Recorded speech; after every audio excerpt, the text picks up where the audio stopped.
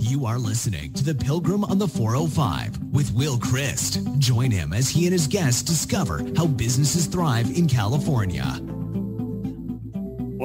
Well, welcome to The Pilgrim on the 405. This morning we have some very interesting conversation ahead of us. The med tech world in Orange County is growing, and med tech in LA at UCLA is growing. And we have today Parag, the CEO from SpineX, and Reggie Edgerton on the Department of Neurobiology at UCLA. So welcome to The Pilgrim on the 405. Thank you. Thank you. Thank you. So tell us a little bit about SpineX and its connection to neurobiology. Okay, Parag, you want to start that? SpineX is a spin-off out of UCLA, led by, based on the work done by Reggie and company for several decades. SpineX is developing a non-invasive spinal cord stimulator called TESCON, which is focused on delivering electrical pulses into the spinal cord in a completely non-surgical manner. The basic idea behind the device is all functions, including movement, autonomic function, including bladder bowel function, cardiovascular function, breathing, are controlled by the spinal cord. The brain gives you the basic command to go or not to go. After an injury, such as a spinal cord injury or a stroke or a natural condition such as cerebral palsy or Parkinson's, the dysfunction that is caused can be reversed or to a certain extent improved using electrical stimulation of the spinal cord, wherein you can retrain the circuits present in the spinal cord and to further improve function. This has been research led by Reggie at UCLA for the last 30 plus years. So Reggie, tell us about what that means to you. Well, the basic idea is that we have learned some features of how our nervous system controls all of these different organs. And after an injury, for example, we've focused in large part initially on spinal cord injury. And the question is, how can we recover from paralysis? And the basic idea is after the trauma, there is a lot of function left in the spinal cord. The big problem is getting the communication between the brain and the spinal cord. And our basic idea is to take advantage of what the spinal cord can do even independent of the brain. Mm-hmm. And we have been developing that capability for several decades. And in the last decade, there's been a lot of ideas that have come together. And it's been pretty obvious from the experiments that we've done in the last 10 years that some of these observations need to be moved to human subjects. Most of the data were derived from animal experiments. But the only way to do that is you have to have a commercially successful track in order to get the new technology to our patients. And so that's where we are now. We have lots of ideas of how to improve multiple functions from different traumas and different disorders, sensory motor disorders. But the big challenge is now to raise a sufficient amount of money and to carry out all the processes that's necessary to get FDA approval. And that's where Parag led the effort to form the company SpineX. How much money are you looking for?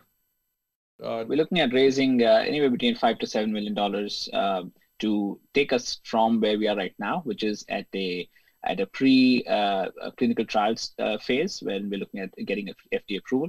And that $5 to $7 million will take us all the way through approval of our device through the FDA. Then will you be able to sell and generate revenue from that?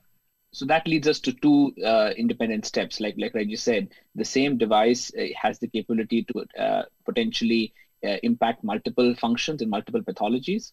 The way FDA functions is we'll need to gain approval for one indication for one particular indication for use at a given time. So once that first approval is in place, it allows us to kick off two independent tracks. One, start selling the device and generating revenue for that particular indication. And in this case, our first indication that we're targeting is urinary incontinence and bladder dysfunction.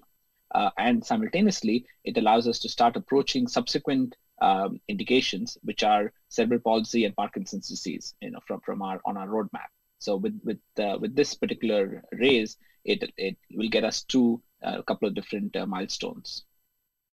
So when you talk about trauma in the spinal cord, are you talking about paraplegia, things like that as well? So trauma is a more general term being used. Trauma could be in the brain, such as a stroke. It could be in the spinal cord, such as a spinal cord injury that could cause paraplegia or tetraplegia.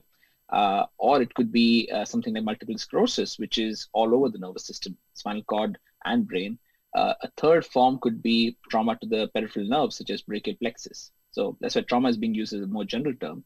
Based on studies done so far, we've shown that the same technology is applicable across different conditions, different forms of trauma, because the basic idea being that all of these functions are controlled by the spinal cord, and by allowing us to reactivate these spinal circuits, we can restore function, and it's not dependent on where the trauma is actually occurring. Are you thinking that at some point you'll be able to restore paraplegics like Christopher Reeves? We have, based on clinical studies done at UCLA, we already demonstrated this in a group of individuals that were paraplegic, where we could restore the ability to stand independently within a couple of sessions of the treatment, which gets stronger as they continue to train. Individuals with quadriplegia or tetraplegia that have lost hand and arm function, we've been able to restore the ability to use their hands and arm as part of activities of daily living within 4 weeks of training. So yes, that is definitely one of the targets for us. So talk a little bit about the therapy or the technique. I mean, is this a large machine? Is this something that attaches to the body? Tell us a little bit about what the protocols would be. So this is a wearable device which a patient can wear on their waist or on a lanyard around their neck. There are a couple of wires that lead out from the device and get hooked onto the patient's back and hips or the neck, depending on what you're targeting. The protocol itself is relatively straightforward. Most of these patients, be it stroke or spinal cord injury, routinely undergo physical therapy or rehab at a center several days a week. This gets easily integrated into their existing therapy protocols, wherein we turn on the device while the patients are undergoing some of these therapies with what are called as activity-based therapies. So we want to, it acts as an amplifier of ongoing activity. So based on what activities they're doing, this allows them to further amplify those signals, as well as exponentially accelerate the rate at which recovery could occur. Any therapy protocol would last from 1 to 2 hours a day and could be done 4 to 5 days a week. A second part of our therapy protocol that we're developing right now is integrating the same stimulation paradigm into activities of daily living, such as for a patient who has some level of function and are using their hands and arms for routine activities of daily living. Could they integrate the stimulation into that, such that they could perform their activities of daily living in a more efficient manner and a more productive manner? So those are both directions that we are simultaneously targeting. So you have the device ready or only a prototype? We have multiple devices built, what we call as an alpha prototype. These are devices that are based on engineering devices built in the lab that were outsourced to a product development firm. So yes, we have devices built that are currently undergoing clinical studies in different parts of the country right now. We are in the process of building what we call as our final clinical device, and we're expecting delivery of these devices in the next couple of months. Those are the devices that we'll be using for our eventual FDA trials before we submit it for approvals. How long will the FDA trials be? The protocol itself is about 12 to 14 weeks long. And this is, like I said, indicated towards bladder dysfunction in individuals with neurogenic bladder. So bladder dysfunction caused by stroke or spinal cord injury. So the trial itself is 12 weeks. 12-week therapy period with 2 sessions a week, each session lasting for about an hour a day. The total period for which the trial will be ongoing would be about 6 to 8 months to complete all of the patients required for to complete the study. And at the end of 6 months, then you submit to FDA? That is the intention, yes. So within a year, you might be on the marketplace? A little longer than that. There are several aspects prior to us initiating the trial that needs to be done. A lot of it is engineering testing of the device, which it takes time, and a lot of these are done by third-party companies that in an unbiased way. So once the device is built and ready, there's a lot of engineering testing done in-house to ensure that it's delivering the kind of pulses in a safe and efficient manner, and there's no there are no issues that are observed. Along with that, we have patients and clinicians try it out to make sure that they're satisfied with how it's functioning, and if they want any changes to it. So there's a lot of user feedback that we receive. Once a lot of that is worked out, that's when they undergo what's called verification and validation testing, which are comparing it to basic standards to ensure that it's a safe device. So it's a lot of back-end work done on the engineering benchtop that takes a lot longer than just the clinical trial. So Reggie, tell me about this. Must be exciting for you to take all the time that you've been working in the academic world and seeing it being applied. Yeah, it is. When I started on this track, actually in the 70s, with basically a central idea, is most people did not realize how important the spinal cord itself is in performing our routine activities as we do. So in other words, most of what we do rather automatically, and the brain kind of decides what it wants to do. But what it wants to do eventually has to tell, in most cases, has to tell the spinal cord what it wants to do, and then the spinal cord knows how to do it.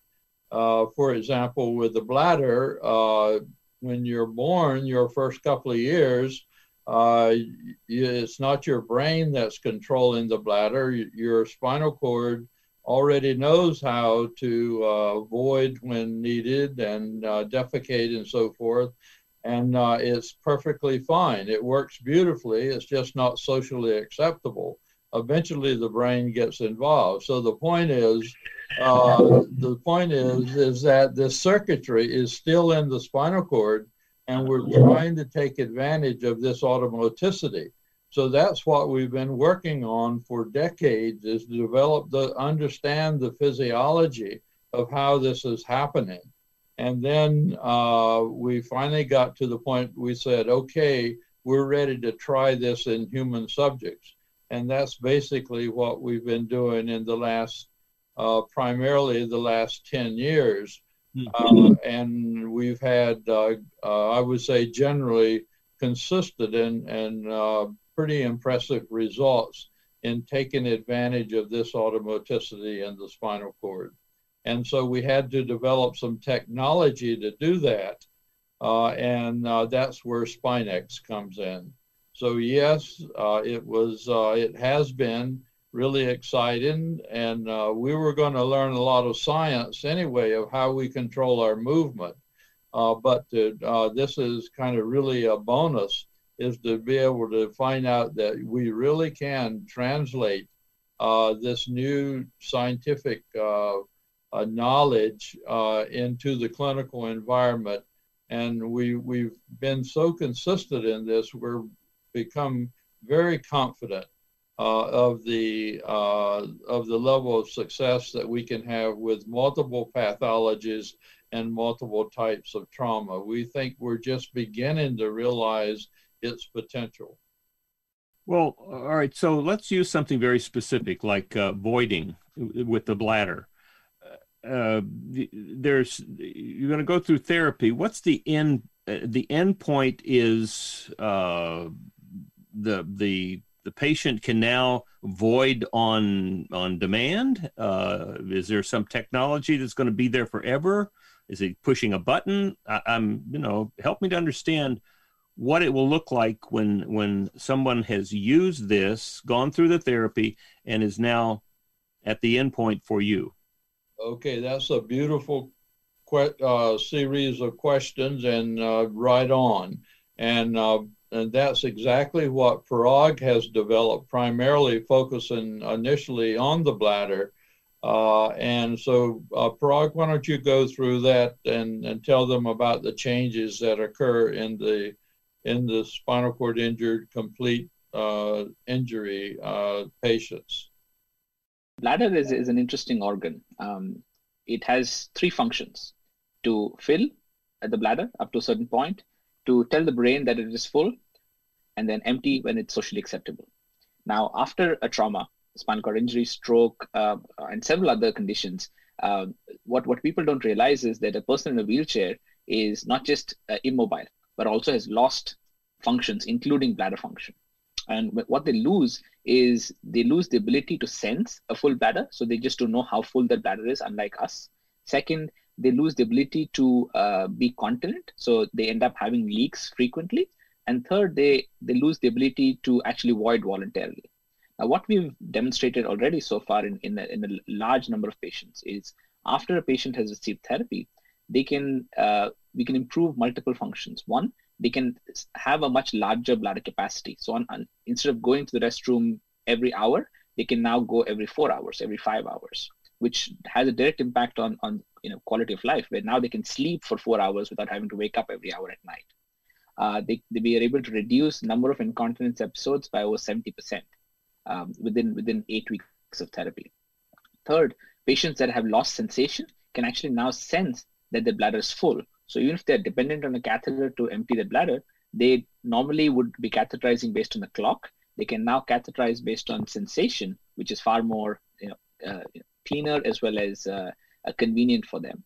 And finally, depending on the pattern of stimulation, we can actually get them to voluntarily void. So the way this functions from protocol perspective is we deliver the therapy an hour a day, a few days a week. And at the end of the period, there are what's called neuroplasticity that's occurring in the spinal cord and brain, where each of these is occurring, thereby patient is not dependent on the device for improved function, but we always know that they perform better when the stimulation or the therapy is being delivered. So the way it's being designed is that this device could be made available to patients in the home environment, where they could self-deliver the therapy for an extended period of time, and then use it as needed based on whether they are sitting around on the couch and working so they can be continent, or if they need to use the restroom, use it while they're trying to void or trying to defecate. So you're in effect, you are actually taking advantage of neuroplasticity and reconnecting the brain to the spinal cord to the bladder, and that's exactly what the intention is. We want the brain, spinal cord, and bladder to function as one, in unison, as one system. It's amazing. It's amazing. So Reggie, tell me about what is it about neurobiology that, we've discovered in our lifetime this tremendous neuroplasticity in the brain.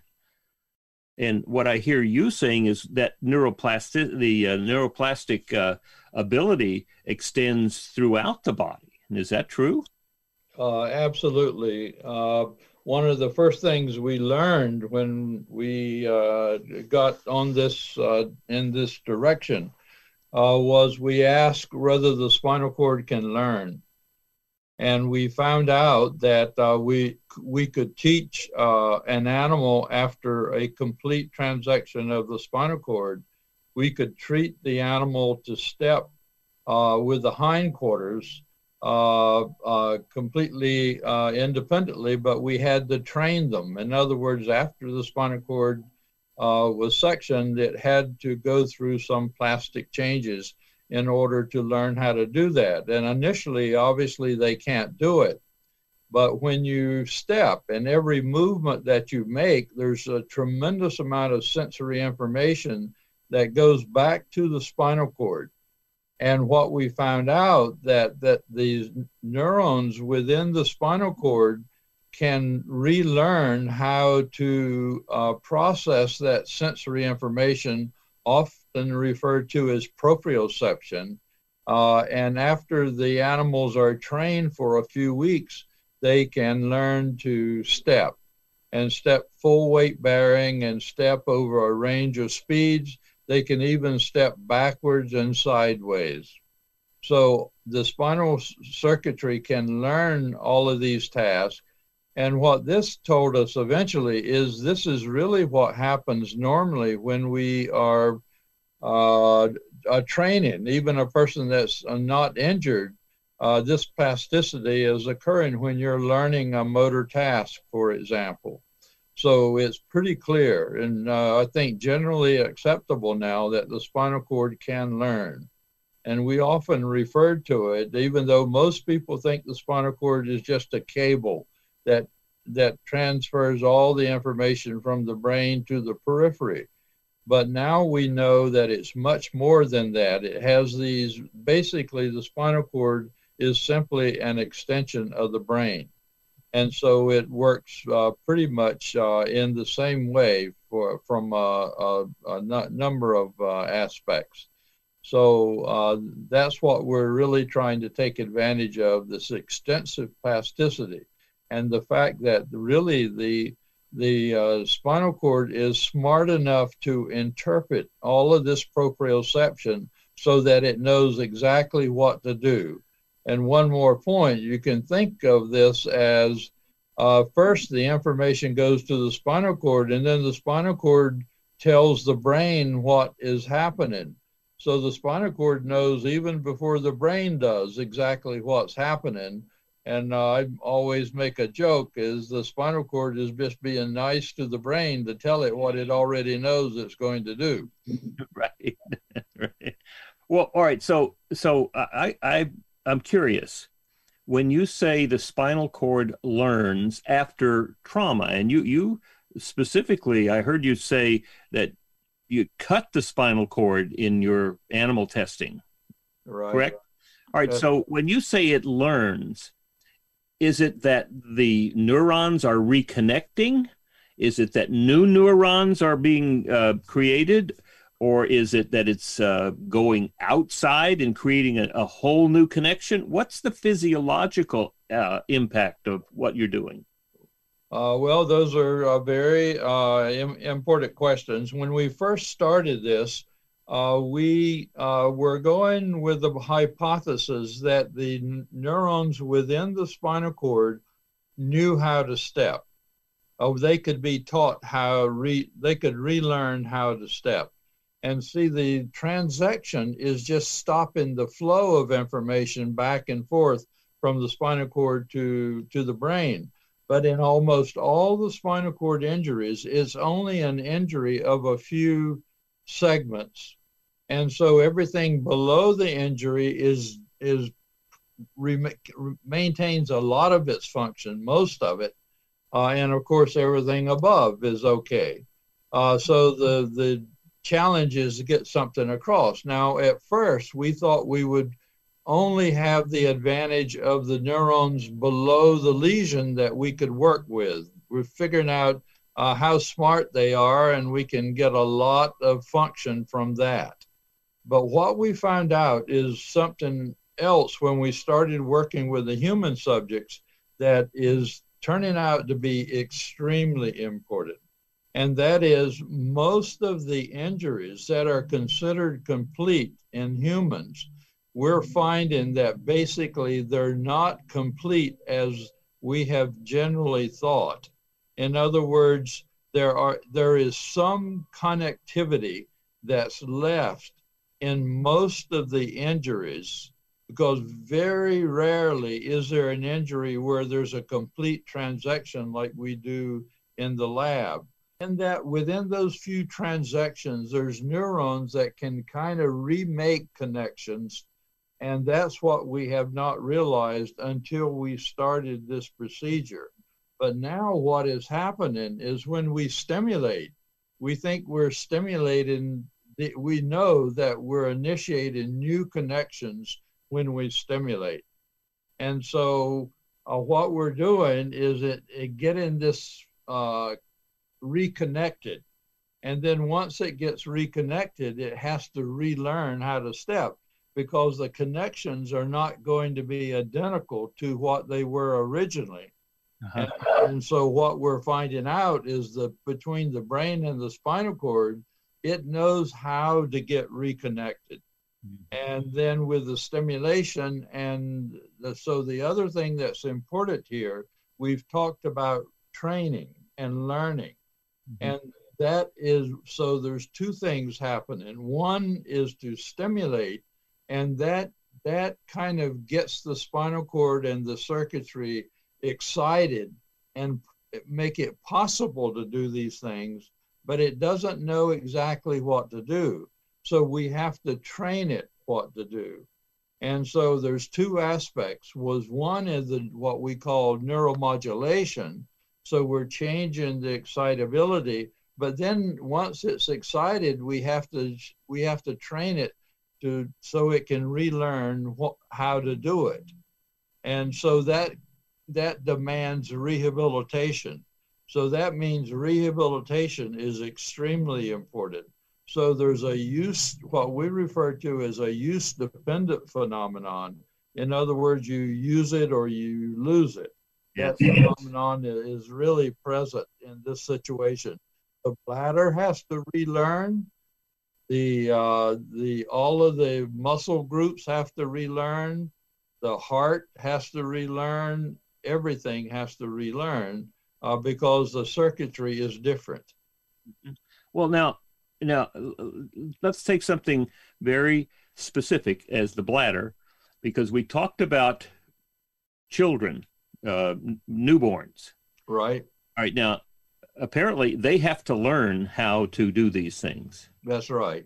All right. So when you talk about rehabilitation because of trauma, is that similar to what the child is learning? Would we call that habilitation, not rehabilitation? But is the child actually learning in a similar path, similar manner to what is going on with the rehabilitation effort? That's another very good question. Yes, it has to learn, but it has intrinsically to the development of the neurons in the neonatal stage. It has guidance molecules to kind of tell the neurons how to get connected. Now, sometimes that does not occur, and that's where we have these disorders in children. And so that's one of the things we're very interested in, and we've started working with cerebral palsy, for example, and finding that this same intervention is having a major effect in cerebral palsy and helping these connections to get reformed. And again, rehabilitation is important in that case too. Just stimulation is not enough. You have to work with the nervous system to retrain it. So the device that you are creating is stimulating with electrical waveforms, right? And then that causes the excitation, and then you can train. That's correct. And you're retraining in this particular case. Right. So once you get it excited, that's what we see when you're young and in that neonatal stage, your plasticity in your nervous system is extensive, right? And that's referred to as a critical period in your development of all of your organ systems. And so we think what we're doing is the stimulation is transforming the nervous system back towards something like this critical period. Recreating that ability. Yeah, it's training the ability. So we use the terms that we think are very important in understanding the fundamentals here. You can stimulate and actually induce some of these movements, but we don't want the stimulator to induce the movement. We want to enable it so that the brain can come in and you can move when you want to. I'd like to add a point there. The way I try to describe it in terms of an analogy is it's a combination of a spinal pacemaker, where there's a constant tone being generated in the spinal cord, which gets the circuits going, and a hearing aid, where the hearing aid acts as an amplifier of signals going from the periphery through the spinal cord up to the brain, and bidirectionally from the brain, so that the periphery can hear what the brain wants it to say. So that's how the enabling comes into picture. As if it's being induced, then the brain is being bypassed. So you're completely dependent on the stimulator in the long run. Because when I think of that neonate, I see a lot of learning going on there, and often that's the parents or caregivers holding the child's hands while they begin to learn to walk. So there is the learning that happens there. I see a similar kind of learning going on. We call it rehabilitation, but it's and unless you tell me differently, I'm assuming that it's not a lot different in terms of the physiological training and learning that goes on between the neonate and the patient being rehabilitated. Basically, the concept is the same. The magnitude of the control from the intrinsic properties of the spinal cord is different in the neonate, obviously. Right. But for example, we've and others have been involved in space flight experiments, and how important is gravity in helping to develop your movement skills, for example. And what was found is that the animals that were born in space, and when they came back, their neuromuscular system was significantly impaired, because every animal and every organism has grown up in space with not in space, but grown up with the gravitational environment. So we're built to function in a gravitational environment. So the point is that that the activity of the system is an important factor in normal development. Amazing. You guys are awesome. I want to turn a little bit, Parag. I want you to talk about the business aspect. How did you two meet? And to the extent that you're comfortable, talk to us about the path from that meeting to where you are now, looking for a Series A, right? Yeah, so Reggie and I have been working closely for the last almost 13 years now. So I actually did my Ph.D. with Reggie at UCLA and finished up in 2013. And he jokes around quite a bit about this, but I think he's serious that he's got a stimulator implanted in me. And if I go beyond a certain radius of the lab, I'm pulled back. But on a more serious note, once I finished up, I didn't know anything else better to do. So I decided to carry on as a full-time scientist with him. So I have a dual role, one as a researcher at UCLA with Reggie, and a second to lead the commercial effort at SpineX. So SpineX was founded in late 2018, early 2019, when we realized that our technology was at a point where we knew the impact it has on patients, but it was limited to small clinical studies that we were running in the lab. And to really have the larger impact, it had to go through a commercial effort for it to be approved by the regulatory bodies to make it available to patients worldwide. The second aspect that we realized is bladder is an important organ system that a statistic that really blew our minds was that it impacts about 25% of the world's population, which is a huge number of patients that could benefit from this. So urinary incontinence in general is a very large dysfunction. It impacts about 30 plus million Americans itself. So as we started running our studies, we realized that the market opportunity here goes beyond just trauma and spinal cord injury. So that's how SpineX came into formation. The business opportunity here is actually quite big, where we could potentially impact about 40 million Americans, including ones that have urinary incontinence due to natural conditions such as postpartum, or in males due to enlarged prostate, or just other natural conditions, along with the neurogenic spinal cord injury and stroke patients. With essentially the same device, the same protocol, we could improve their quality of lives. That's our first foray into the regulatory space and making it available to patients.